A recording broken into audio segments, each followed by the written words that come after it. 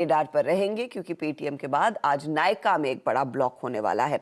लेकिन बेहद interesting session. Neeraj ji, good morning. In fact कल जब मैं डाउ फ्यूचर्स देख रही थी तो लगा था थोड़ी सी नरमी आएगी, लेकिन बीच में जब 11:30 बजे देखा तो 300 पॉइंट का नुकसान देखने को मिला।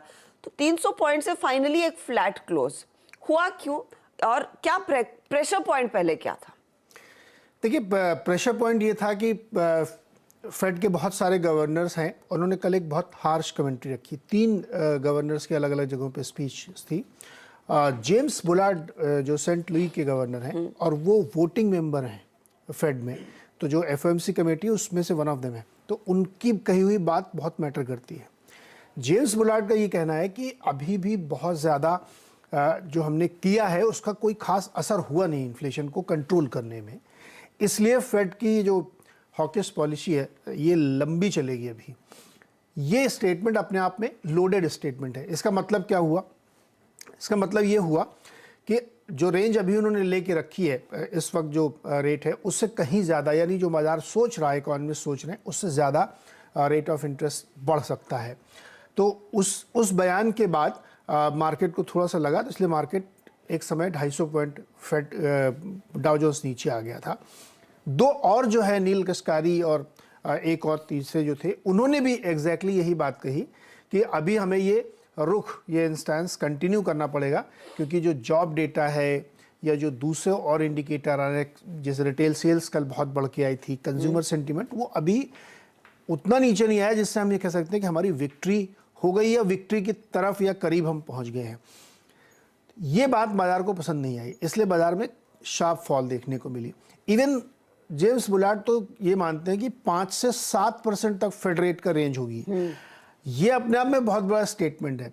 एपी एसोसिएटेड प्रेस में खबर छपी, बड़ी विस्तार से आप लोग पढ़िएगा उसको। तो इसके बाद बाजार को बड़ा डिस्टर्बिंग लगा और तेज़ गिरावट बाजार में आई, लेकिन फिर एकदम आखिरी घंटे में रिकवरी भी देखने को मिली।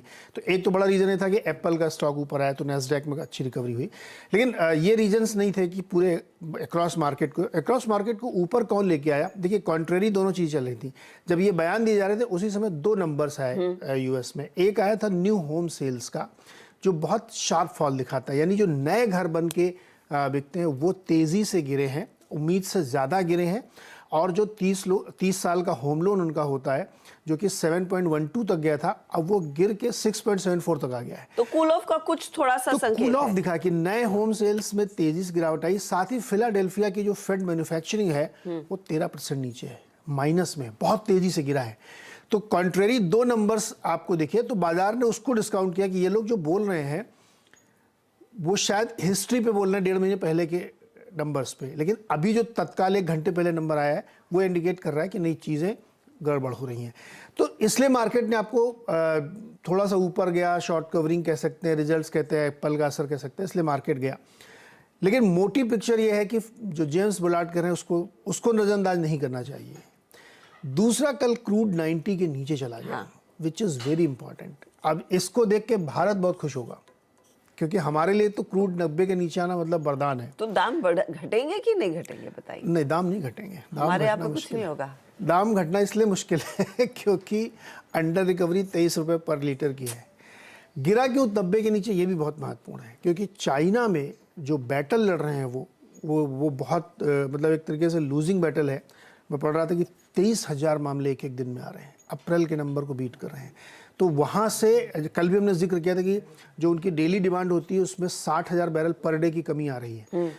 तो डिमांड घटने की आशंका में क्रूड गिर रहा है, ना कि कोई और कारण हुआ है।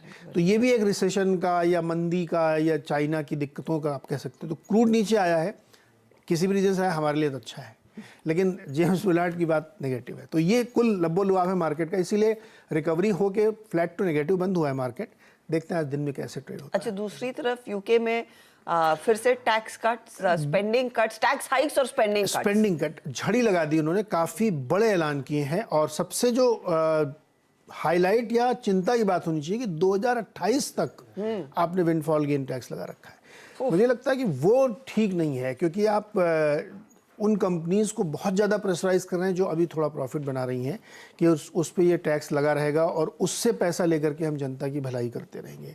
तो ये बहुत सारे उपाय किए, उनमें से ये उपाय मैं इसलिए हाईलाइट कर रहा हूँ क्योंकि ये लंबे समय के लिए उन्होंने किया है और ये आगे जाके उन्हीं के लिए दिक्कत पैदा करे, क्योंकि वो कंपनियां कैपेक्स नहीं कर पाएंगी, उनके पास कैपिटल नहीं बचेगी, तो फिर वो एक दूसरी समस्या खड़ी होगी, फिर इनको वही काम करना पड़ेगा। तो इतने लॉन्ग टर्म के प्लान नहीं बनाने तो चाहिए। फिर उस लिहाज से आपका टाटा स्टील का यूके का प्लांट, जहां पर उनको मदद चाहिए थी, मदद मिलेगी नहीं मिलेगी, अभी तो लग नहीं रहा है मदद मिलेगी। अभी मुश्किल लग रहा मुझे, क्योंकि और अभी फिर टाटा मोटर्स वैसे भी जेएलआर संकट में आजकल सीईओ नहीं है, तो दबाव बनेगा। यस, तो बेसिकली यूरोप फेसिंग या फिर यूके फेसिंग कंपनियों के लिए आज थोड़ा सा मामला बिगड़ा हुआ दिखाई दे रहा है। बिगड़ा हुआ है, और जो कदम लिए ना हर्षदा, वो बहुत इंस्टेंट, मतलब पैनिक रिएक्शन है।